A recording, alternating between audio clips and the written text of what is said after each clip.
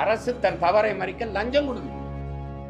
தாலி இருக்கிறவங்க கிட்ட போய் நாட்டை கொடுத்துட்டு நீங்க குடிக்க வச்சு கொலை பண்றவன்ட்டு இதே ஐயா ஸ்டாலின், எங்க ஐயா பொன்முடி எல்லாரும் கருப்பு சட்டை போட்டுக்கிட்டு மூடு மூடு டாஸ்மார்க்க மூடு அப்படின்னு சொன்னதை நான் காட்டுறேன்.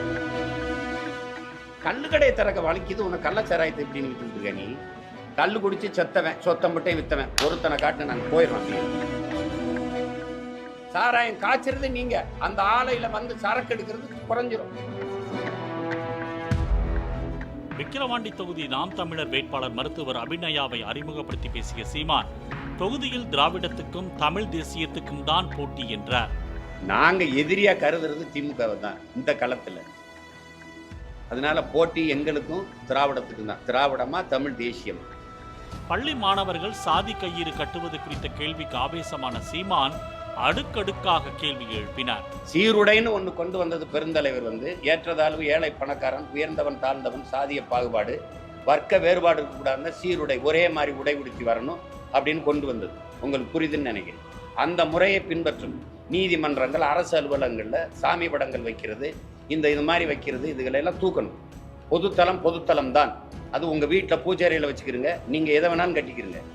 அதுக்காக நீங்க இந்த சாதி அடையாளத்தை இதை குறிக்கும் பச்சை கயிறு, கயிறுல அடையாளம் இருக்கு.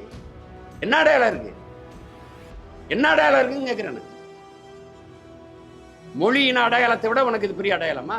கள்ளச்சாராய சாவுக்கு ஆறுதல் கூற செல்லாதது ஏன் என்பதற்கும் சீமான் ஆவேசமாக பதிலளித்தார். நான் மரக்காணத்துக்கும் போல இதுக்கு வரல.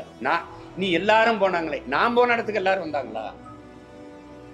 8 வழிச்சாலை வேணாம் நீங்க வந்தீங்களா? நான் போராடி ஜெயிலுக்கு போனேன், நான் என் தம்பி இல்லை வந்தீங்களா? நான் ஸ்டெர்லைட்டுக்கு போராடினேன், நான் அந்த இதுக்கு அணு உலைக்கு போராட போனேன், நான் மீத்தேனுக்கு போராடினேன், எல்லாத்துக்கும் போராடினேன். பாண்டு நிலையம் பரந்தூர்ல வேணான்ங்கிற, இன்னும் வேணாம். இருக்கிற ஏர்போர்ட்ல பறக்க பிளைட் இல்லை. பைத்தியக்காரங்களா? கள்ளச்சாராயம் குடித்து செத்தவர்களுக்கு அரசு மக்கள் வரி பணத்தில் 10 லட்சம் ரூபாய் கொடுத்ததற்கும் கடுமையான எதிர்ப்பு தெரிவித்த சீமான், கள்ளச்சாராயம் வித்தவன் சொத்துக்களை பறிமுதல் செய்து அதனை வித்து பணம் கொடுங்க என்றார்.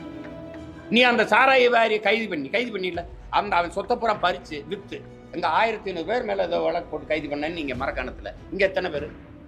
இந்த கண்ணுக்குட்டி தான் இத்தனை காலம் வித்து என்ன சொத்து வச்சிருக்கேன். அவன் வீட்டை போய் பார்த்தா கோழிக்கூடு கூட கொஞ்சம் பெருசா இருக்குன்னு சொல்லுது.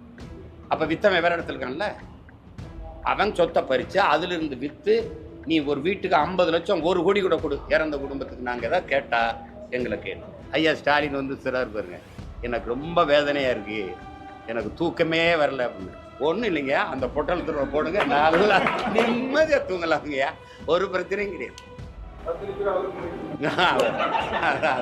அது